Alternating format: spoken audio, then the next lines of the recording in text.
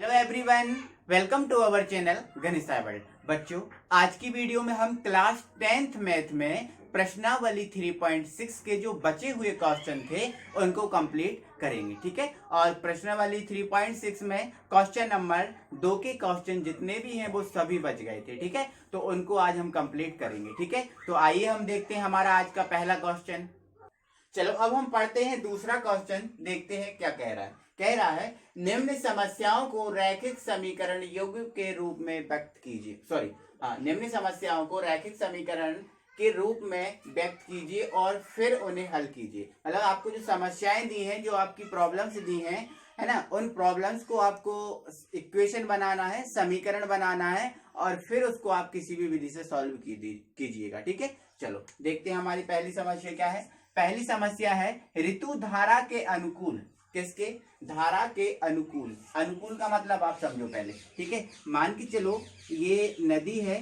ठीक है, इस नदी, ये कोई नदी है।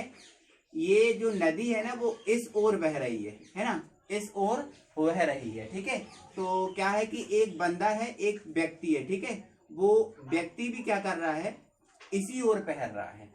मतलब जो धारा है वो इस तरफ जा रही है और जो व्यक्ति है ना वो इसी ओर तैर रहा है, इसी ओर तैर रहा है। मतलब उसके अनुसरण करते हुए तैर रहा है। ठीक है, मतलब जब धारा और व्यक्ति दोनों की दिशा समान होती है तो उसे हम क्या बोलते हैं? अनुकूल बोलते हैं। क्या बोलते हैं? अनुकूल। ठीक है, तो ये धारा के अनुकूल क्या है? 2 घंटे में 20 किलोमीटर तैर सकती है। और धारा के प्रतिकूल, मतलब प्रतिकूल का मतलब कि धारा इस तरफ बह रही है और जो व्यक्ति है ना वो व्यक्ति इस तरफ तैर रहा है।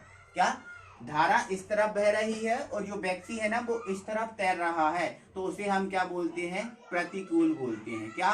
प्रतिकूल। और ये इस तरफ ही तैर रहा है व्यक्ति, तो क्या होता है? उसे हम क्या बोलते हैं? अनुकूल बोलते हैं। ठीक है, चलो तैर सकती है तो उसकी स्थिर जल में तैरने की चाल तथा धारा की चाल बताइए। तो मतलब जो ऋतु नाम की ये लड़की है, इस ऋतु की मतलब जो स्थिर जल में अगर तैरेगी तो उसकी चाल क्या होगी, और धारा की और इसमें जो धारा है उसकी चाल क्या होगी। ठीक है, ये धारा है ये। ठीक है, इस धारा की चाल बतानी है और ये ऋतु है ना, ये ऋतु किस चाल से तैर रही है उसकी चाल हमें बतानी है। ठीक है, क्या समझा आपने? क्या बोला मैंने? ऋतु धारा के अनुकूल। धारा के अनुकूल मतलब धारा जिस दिशा में जा रही है उसी दिशा में। ठीक है, 2 घंटे में 20 किलोमीटर, ठीक है, तैर सकती है। और धारा के प्रतिकूल 2 घंटे में 4 किलोमीटर तैर सकती है। कितना किलोमीटर? 4 किलोमीटर। ठीक है, प्रतिकूल मतलब विपरीत दिशा में। ठीक है, क्योंकि देखो धारा नीचे को आ रही है, वो विपरीत दिशा में जाएगी तो उसको ताकत ज्यादा लगानी पड़ेगी ना, तो वो 2 घंटे में केवल 4 किलोमीटर तैर सकती है। ठीक है, तो उसकी, हाँ, तो स्थिर जल में तैरने की चाल, इसको उसकी नहीं है यहाँ पे, है ना। स्थिर जल में तैरने की चाल तथा धारा की चाल बताइए। ठीक है, हाँ, जो ऋतु है तब ऋतु की, यहाँ पर मैं लिख दे रहा हूँ तब ऋतु की। ठीक है, स्थिर जल में तैरने की चाल और जो धारा की चाल है वो क्या है वो उसको बताना। ठीक है, तो क्वेश्चन हमने अच्छे से समझ लिया है, अब उसको हमें करने में दिक्कत नहीं होगी। ठीक है, अब इसको हम हटा दे रहे हैं यहाँ से। ओके, चलो अब इसके लिए हमें क्या करना पड़ेगा? हमें मानना पड़ेगा, इसको हल कर रहे हैं। ठीक है, और हम मान लेंगे। ठीक है, माना स्थिर जल में, स्थिर जल में चाल, स्थिर जल में चाल। ठीक है, या फिर जो भी ऋतु इसमें स्थिर जल में तैर रही है तो ऐसा मान सकते हैं स्थिर जल में ऋतु की चाल। ठीक है, उसको हम मान ले रहे हैं x किलोमीटर पर आवर। ठीक है, तथा तथा धारा की चाल, धारा की चाल। ठीक है, कितना है? y kilometre per our. ये धारा की चाल हो गई। कितना है? y kilometre per our. ये हमने मान लिया। ठीक है, आई होप कि समझ में आया। ठीक है, अब इसने बोला है धारा के अनुकूल और धारा के प्रतिकूल। ठीक है, तो अब इधर देखो। ठीक है, तो तब यहां पर लिख लेना, तब धारा के अनुकूल, अनुकूल चाल, तब धारा के अनुकूल चाल। ठीक है, अब धारा के अनुकूल चाल क्या होगी उसको समझो आप। ठीक है, इधर देखो, ये मान लिया हमने, ये नदी है। क्या है? ये नदी है। ठीक है, ये धारा है, मान लेते हैं धारा है, ठीक है। इस धारा पे जो ऋतु नाम की लड़की है वो तैर रही है, ठीक है। अब धारा के अनुकूल तैर रही है, मतलब इस तरफ ही धारा जा रही है और इस तरफ ही ये तैर रही है, ठीक है। अब धारा की चाल को हमने क्या माना है, x माना है, और नो ऋतु की चाल को हमने क्या माना है, x माना है, और जो धारा की चाल है उसको क्या माना हमने, y माना, ठीक है। अब ये धारा के अनुकूल, मतलब ये इसी ओर जा रही है, तो आप देखो धारा तो इस तरफ तो जा ही रही है और ऋतु भी इस तरफ जा रही है। मतलब क्या होगा कि जो ऋतु है उसको तैरने में सहायता मिलेगी, तैरने में क्या होगी, सहायता मिलेगी, क्योंकि इसकी चाल के साथ जो धारा की चाल है उस धारा की चाल के साथ ऋतु की चाल जुड़ जाएगी, है ना।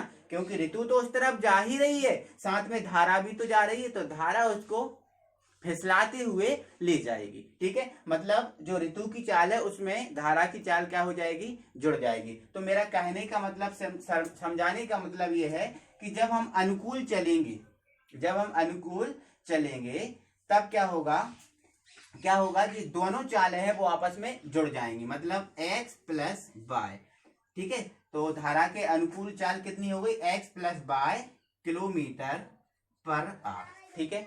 चलो, कोई दिक्कत है।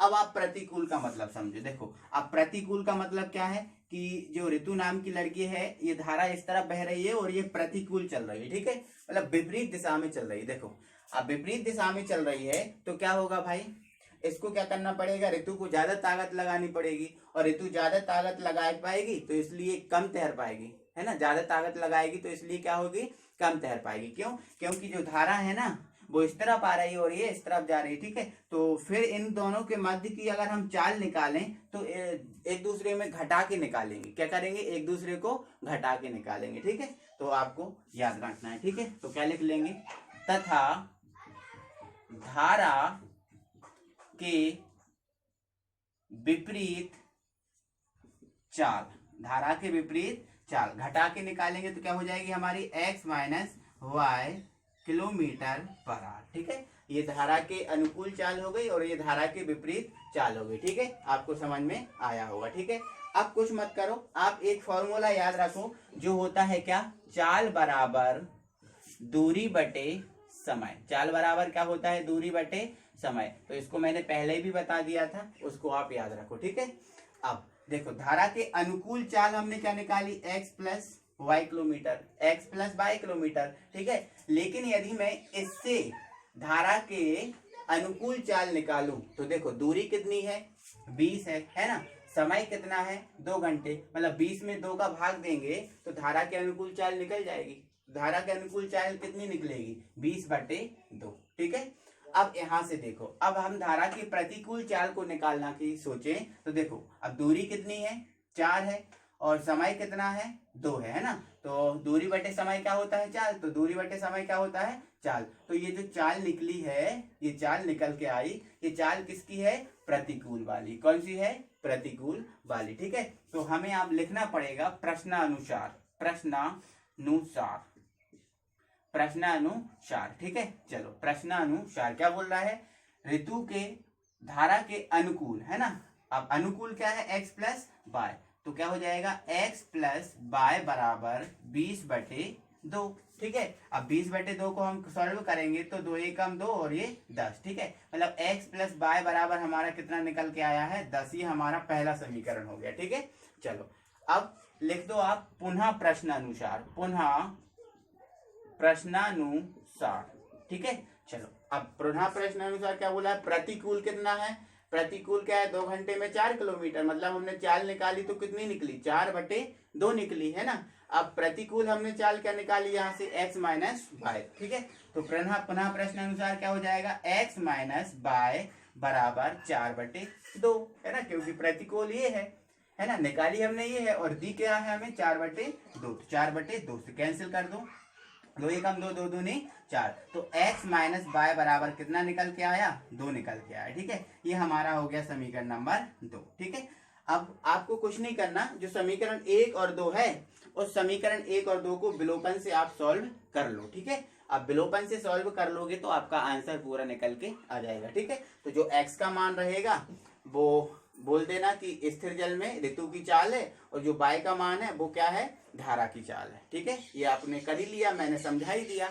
आई होप कि आपको समझ में आया होगा। ठीक है, अब थोड़ी बहुत दिक्कत और जा रही है तो पीछे कीजिए वीडियो को और फिर से देख लीजिए, आपको पूरा समझ में आ जाएगा। इसके बाद हम अगला क्वेश्चन हमारा है, 2 महिलाएं एवं 5 पुरुष एक काम को 4 दिन में पूरा करते हैं, जबकि 3 महिलाएं एवं 6 पुरुष इसको 3 दिन में पूरा कर सकते हैं।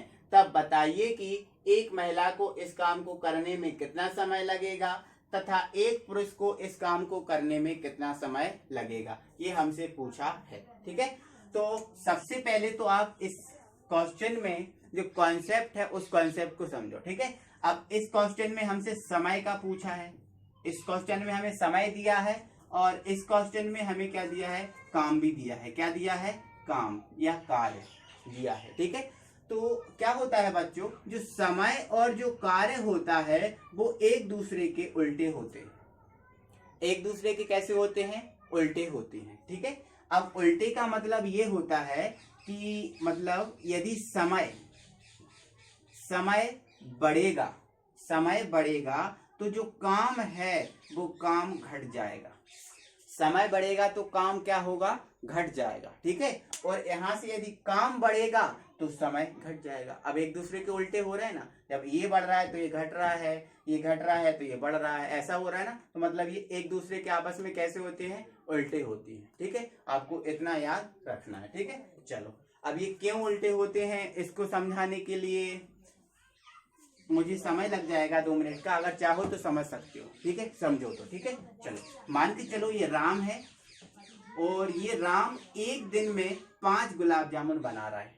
ठीक है, तो मुझे ऐसा लग रहा है कि कुछ लोग के मुंह में पानी आ गया है गुलाब जामुन का नाम सुन के, तो अभी आ रहा हो तो उसको रोक लो आप, है ना। पहले इस क्वेश्चन को सॉल्व कर लें, इसके बाद खूब गुलाब जामुन खाने वाले। ठीक है, चलो राम एक दिन में 5 गुलाब जामुन बना रहा है और जो श्याम है वो एक दिन में 10 गुलाब जामुन बना रहा है। ठीक है, चलो कोई दिक्कत है क्या, ठीक, कोई दिक्कत नहीं। अब राम ने, इधर देखो, राम ने कितना, राम ने 7 दिन गुलाब जामुन बनाए। ठीक है, तो राम 7 दिन में कितनी गुलाब जामुन बना पाएगा, 35 गुलाब जामुन बना पाएगा, क्योंकि एक दिन में तो वो 5 बना रहा है। ठीक है, तो और यहाँ पर जो श्याम है वो केवल 5 दिन कार्य करता है और 50 गुलाब जामुन को बनाकर रख देता है। कितनी गुलाब जामुन को, 50 गुलाब जामुन को बनाकर रख देता है। ठीक है, तो अब यहाँ पर देखो, राम समय लगा रहे हैं ज्यादा, राम जो है ना वो समय लगा रहा है ज्यादा और काम कर रहा है कम। और यहाँ देखो श्याम का, श्याम समय लगा रहा है कम और काम कर रहा है ज्यादा, 50 गुलाब जामुन बनाकर दे रहा है। देखो आप खुद देखो, इनमें विपरीत का आंकड़ा है, आप देखो उल्टे का आंकड़ा दिख रहा है आपको, इनमें उल्टे का आंकड़ा दिख रहा है, बिल्कुल दिख रहा है। देखो समय कम काम ज्यादा, समय ज्यादा काम कम, दिख रहा है ना आपको आंकड़ा।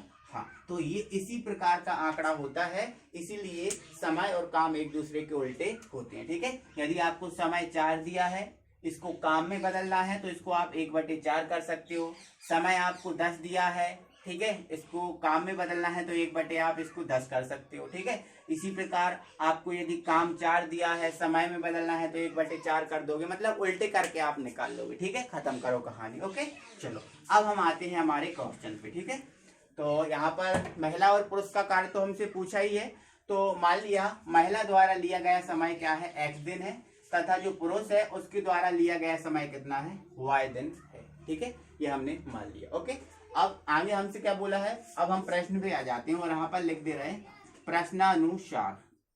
ठीक है, अब क्या प्रश्नानुसार हम क्या लिख रहे हैं, 2 महिलाएं एवं 5 पुरुष एक काम को कितने दिन में पूरा कर सकते हैं, 4 दिन में। ठीक है, तो समझो पहले इस 4 दिन को यदि हम काम में बदलें तो क्या करना पड़ेगा, 1/4 करना पड़ेगा, है ना।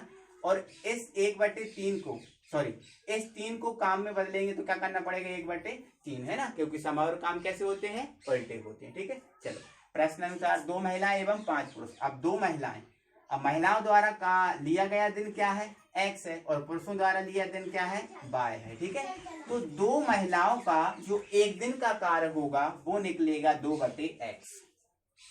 क्योंकि कुल दिन कितने ले रही हैं x और महिलाएं कितनी है 2, तो 2 का एक दिन का कार्य निकलेगा 2/x प्लस 5 पुरुष। अब 5 पुरुष का यदि हम एक दिन का कार्य निकालेंगे तो वो निकलेगा 5/22, क्योंकि पुरुष द्वारा लिए गए दिन कितने हैं 22 हैं, ठीक है, तो 5/22, ठीक है।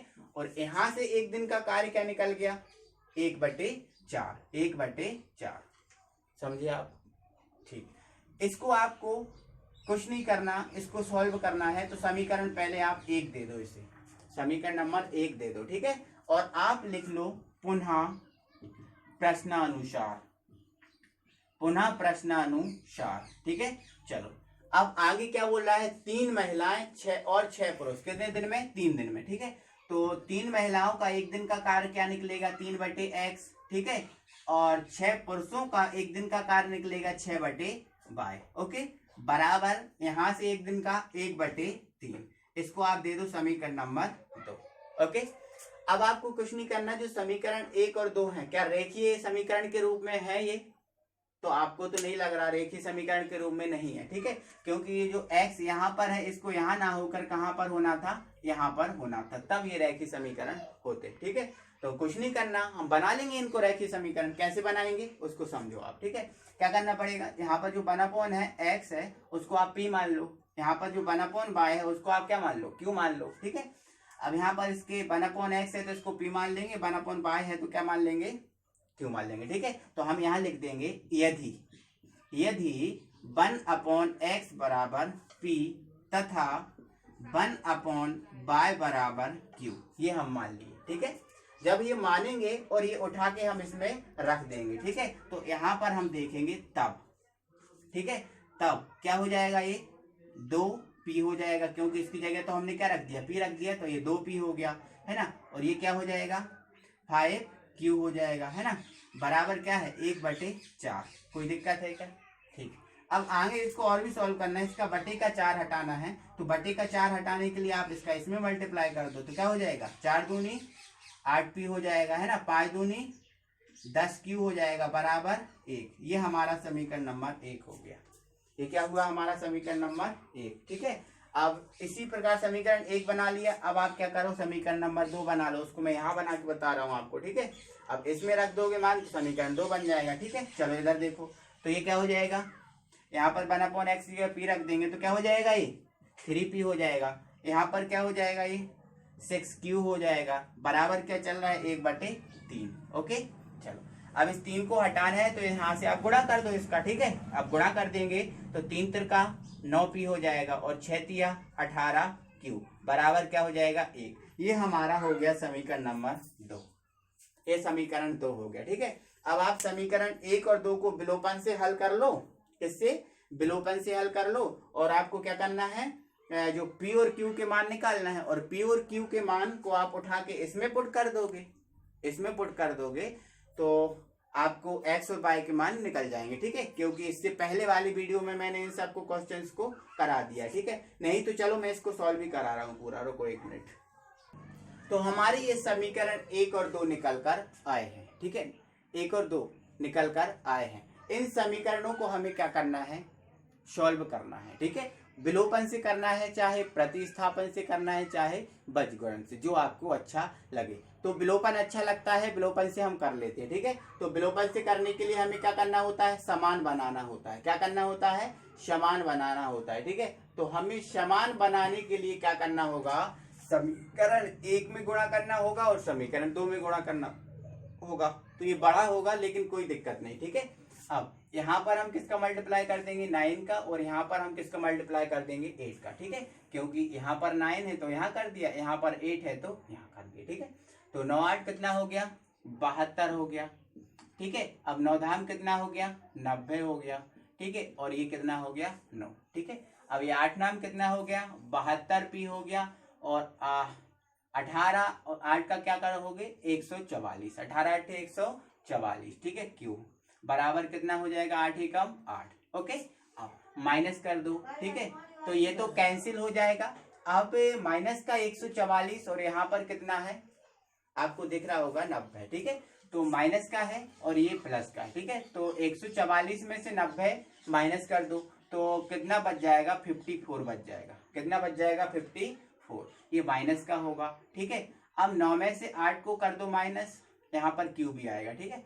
अब 9 में से 8 को माइनस कर दो तो क्या बच जाएगा, 1, ठीक है। तो यहाँ से हम क्यू का मान निकाल कर लेके आएंगे, तो ये हमारा क्या आ जाएगा, 1 माइनस का 54, 1/-54 निकल कर आ जाएगा क्यू का मान।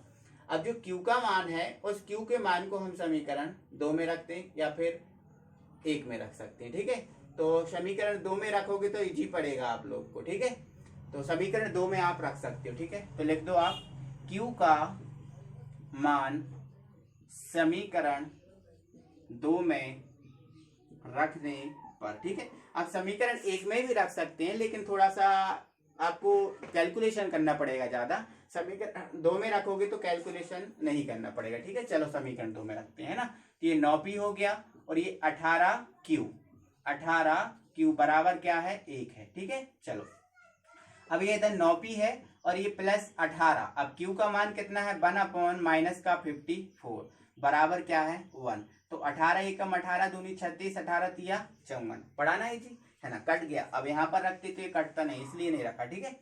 तो ये 9p, अब ये माइनस हो गया तो माइनस का 1/3 इज इक्वल टू 1 आ गया, ठीक है। चलो अब इसका एलसीएम ले तो ये 1 आ गया, है ना। एलसीएम लेंगे कितना आ जाएगा, 3 आ जाएगा। इसका इसमें 9 तिया 27p, इसका इसमें माइनस का 1 हो गया, बराबर क्या चल रहा है, 1 तो चल ही रहा है, ठीक है। तो ये 3 इधर आ जाएगा, तो ये हमारा क्या निकल के आ जाएगा, 27p-1 बराबर 3, ठीक है। इसको आप इधर ले जाओ तो ये 27p बराबर 3 + 1, ठीक है। तो ये 27p बराबर 4, ठीक है।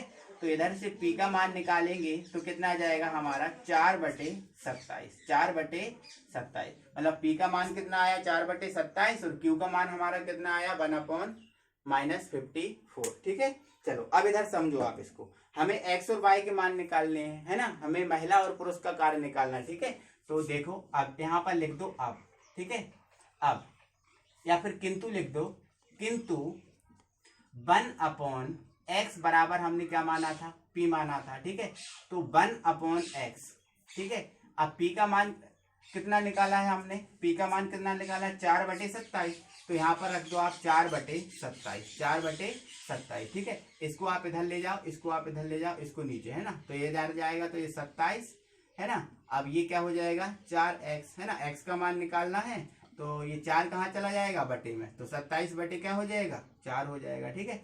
तो जो महिला है उसको कार्य को करने में कितना दिन समय लगेगा, 27/4 का समय, ठीक है। या फिर 27 को 4 से आप डिवाइड कर सकते हो, 4×7, हाँ 4×6 24, है ना। कितना बचा, 3 बचा, तो 3 सही 4, है ना। तो आपका आंसर ये आ रहा होगा या फिर आंसर आपका यही होगा, ठीक है। चलो इसके बाद ये हमारा x का निकल गया, ठीक है। x का मान निकल गया, मतलब महिला का कार हमारा निकल गया। अब हमें किसका निकालना है, पुरुष का निकालना है। तो तथा आपको क्या लिखना पड़ेगा, 1/y बराबर आपने क्या माना था, q माना था, ठीक है। चलो ये मान लिया, ठीक है। अब ये 1/y, ओके। q का मान कितना है आपका, 1/-54, है ना। तो यहाँ पर एक बात समझो कि यहाँ पर जब दिन का समय का काउंटिंग करते हैं तो माइनस प्लस का कोई मतलब नहीं रहता, ठीक है। तो इसको जो ऋणात्मक है उसको नेग्लेक्ट कर देंगे, हम इसको प्लस ही मान के चलेंगे, ठीक है। तो 1/54, इसको इधर ले जाओ, इसको इधर ले जाओ, ठीक है। तो ये 54 बराबर कितना आ गया, y, या y बराबर कितना आ गया हमारा, 54 आ गया, ठीक है। 54 डे मतलब दिन, है ना।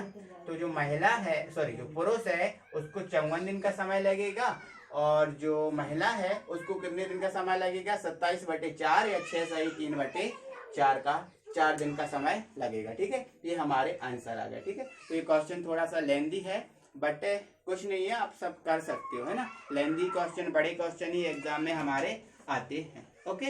अब इसके बाद जो क्वेश्चन नंबर 2 का जो थर्ड क्वेश्चन है, वो थर्ड क्वेश्चन आपको करना है। उस क्वेश्चन को मैं नहीं कराऊंगा, ठीक है। और यदि आप वास्तविक में ही, रियली में ही आप बताते हैं कि सर मुझे कराना है या फिर हम लोग को कराओ, तो हम कराएंगे, है ना। कमेंट बॉक्स में आप बताओ तो हम करा सकते हैं, ठीक है। इसके बाद अगली वीडियो में हम अगली यूनिट स्टार्ट करेंगे, जो कि हमारी 4 यूनिट है और मुझे लगेगा कि हाँ कराना है तो मैं करा दूंगा, ठीक है। ओके, तो थैंक यू वेरी मच।